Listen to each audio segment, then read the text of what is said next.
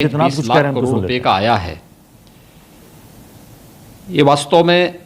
एक आत्मनिर्भर और स्वावलंबी भारत निर्माण की दिशा में उठाया गया एक बहुत बड़ा कदम है। पहले दिन एमएसएमई और पावर सेक्टर को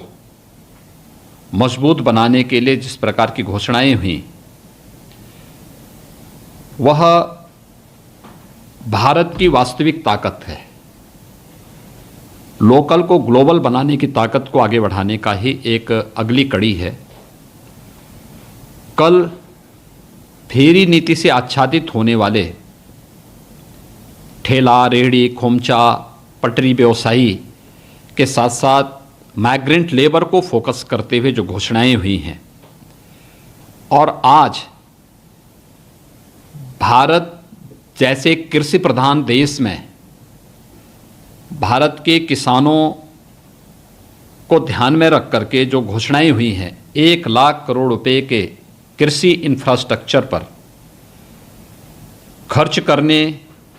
और उसके माध्यम से कृषि इंफ्रास्ट्रक्चर को एक नई दिशा देने की दिशा में उठाया गया एक कदम है। पशुपालन के लिए, मत्स्य पालन के लिए, मधुमक्खी पालन के लिए, और जिसको लेकर के हम लोग वास्तव में बहुत दिनों से इंतजार कर रहे थे, हर्बल खेती, और वह भी गंगा किनारे के तट पर। गंगा मैया देश के अंदर गंगोत्री से लेकर के गंगा सागर तक 2500 किलोमीटर की यात्रा तय करती है। इसमें से 1000 किलोमीटर उत्तर प्रदेश के अंदर तय करती है। तो स्वाभाविक रूप से हम लोगों ने अभी पिछले दिनों